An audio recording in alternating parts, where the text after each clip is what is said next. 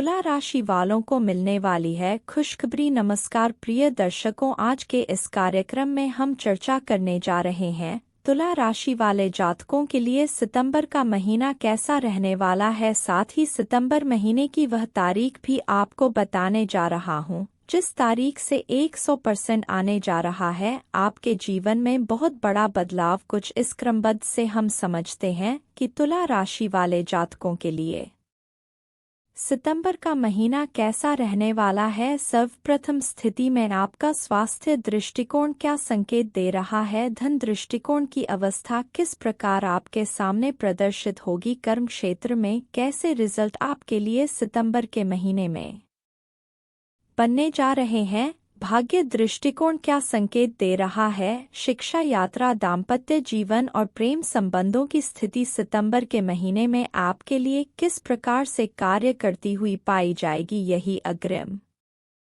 जानकारी लेकर आपके सामने उपस्थित हुई हूँ। और जब ग्रह गोचरी आधार पर आप अपने नियर फ्यूचर को समझ लेते हैं तो किसी भी प्रकार की प्लानिंग कर आप किसी भी कार्य में बहुत अच्छी सफलता को प्राप्त कर सकते हैं। सबसे पहले चर्चा करते हैं स्वास्थ्य दृष्टिकोण की स्थिति आपके लिए क्या संकेत दे रही है।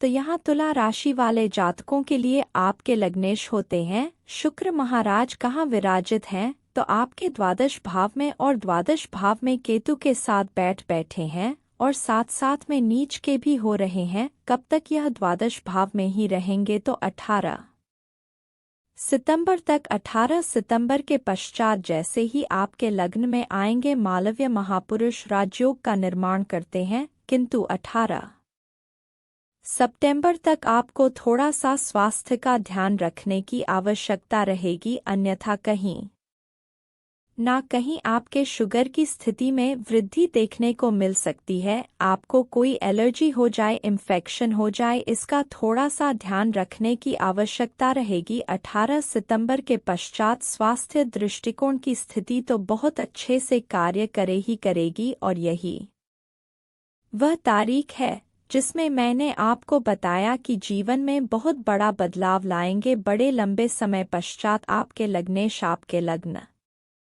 में आ रहे हैं, और 18 तारीख यही वह तारीख है जहां से 99 डिग्री तक का चेंजेज आपके जीवन में शुक्र महाराज क्रिएट करेंगे। आपके व्यक्तित्व की स्थितियों को बड़ा अच्छा बना देंगे। आपके डिसीजन मेकिंग पावर की स्थिति का योग बहुत अच्छा बनकर आएगा। स्वास्थ्य में एकदम से पुष्ट लेकर आप एकदम से अपनी प्रेजेंटेशन को एक अलग दर्जे पर ले जाओ, इस प्रकार का योग यहाँ पर शुक्र महाराज की स्थिति से आपको प्राप्त होने जा रहा है। धन दृष्टिकोण की स्थिति क्या संकेत दे रही है, तो आपका यह धन भाव होता है, और धन भाव के स्वामी मंगल महाराज कहाँ विराजित हैं, तो आपके भाग्य भाव। ये एक संकेत है आपके लिए कि धन से संबंधित रुके हुए कार्य आपके भाग्य के आधार पर पूर्ण हो। इस महीने सितंबर के महीने में इस अवस्था की अनुभूति आप अवश्य करेंगे। कई बार आपने देखा होगा आपको लगता है शायद अब यह कार्य नहीं हो पाएगा, किंतु अंतिम चरण में वह कार्य हो जाता है और आप कहते हैं सच में मेरा लक काम कर गया। इसी प्रकार की स्थिति का योग सितंबर के महीने में आपके लिए प्रदर्शित करने जा रहे हैं मंगल महाराज, जहां धन से संबंधित लेनदेन किसी भी प्रकार की स्थिति में आपका साथ देता हुआ पाया जाए। कर्म क्षेत्र पर यदि हम चर्चा करते हैं तो यह आपका कर्म भाव है, और महीने की पहली ही तारीख पर आपके कर्मेश आपके कर्म भाव में बने हुए हैं। यह अपने आप में एक बहुत अच्छा संकेत होता है कि महीने की पहली तारीख पर कर्मेश की स्थिति आपके कर्म भाव से शुरुआत करें। यह एक बहुत अच्छी स्थिति को दर्शा कर दे रहा है कि चाहे आप व्यापार कर रहे हैं, चाहे आप जॉब कर रहे हैं, दोनों ही स्थितियों में सितंबर का महीना कर्म दृष्टिकोण की स्थिति में आपके लिए एक अच्छी अवस्था को दर्शा कर जरूर देगा। बात करें यदि भाग्य दृष्टिकोण की स्थिति क्या संकेत दे रही है, तो आपके भाग्य स्थान यह है और भाग्येश बनते हैं बुध महाराज, जो कि विराजित है आपके एकादश भाव में। कब तक रहेंगे, तो ये रहने वाले हैं 23 सितंबर तक सितंबर 1923 तक भाग्य के चलते धन से संबंधित कार्य हो। भाग्य के चलते आप अपनी आय में वृद्धि करो और भाग्य के सहयोग से आप कोई भी विशेष मनोकामना जो पिछले समय से आप प्रयास कर रहे थे कि अब यह पूर्ण हो जाए, अब यह पूर्ण हो जाए और वह नहीं हो पा रही थी, तो सितंबर के महीने में आप देखिएगा आपकी कोई ऐसी विशेष मनोकामना अवश्य रूप से पूर्ण होगी और 23 सितंबर से पहले पूर्ण होगी, जिसका काफी समय से आप इंतजार कर रहे थे। बात करें यदि यात्रा दृष्टिकोण की स्थिति क्या संकेत दे रही है, तो यात्रा भाव के स्वामी भी आपके कौन बनते हैं? बुध महाराज आय भाव में बने हुए हैं, बड़ी अच्छी अवस्था है, किंतु साथ में ही आपके लग्नेश 18 सितंबर तक पीड़ित अवस्था में बने हुए हैं। ऐसे में मैं रिकमेंड करूंगा यदि व्यापारिक यात्रा पर आप विचार कर रहे हैं तो प्रयास कीजिए 18 सितंबर के बाद का प्रयोजन बनाया जाए। इस समय आपकी सफलता की परसेंटेज बहुत अच्छी बनकर आएगी और भौतिक सुखों को अर्जित करने वाली यात्रा पर यदि आप विचार कर रहे हैं तो इस महीने किया जा सकता है, क्योंकि यात्रा भाव के स्वामी बुध महाराज की प्लेसमेंट एक अच्छी अवस्था को दर्शा कर दे रही है। दाम्पत्य जीवन पर यदि हम चर्चा करते हैं तो दाम्पत्य भाव के स्वामी मंगल देव भाग्य भाव में आकर विराजित हुए हैं। इस महीने आप अनुभूति कीजिएगा आप अपने पार्टनर के भाग्य से किसी भी कार्य में अच्छी सफलता का योग प्राप्त करें। पार्टनरशिप अर्थात आपके दाम्पत्य जीवन के अंदर एक अच्छी अवस्था का योग बनकर आए। अंडरस्टैंडिंग रिलेटेड इशू अगर किसी प्रकार से देखने को मिल रहे थे वो समाप्त हो और आपके पार्टनर अर्धांगी स्वरूप के अंदर या आप महिला है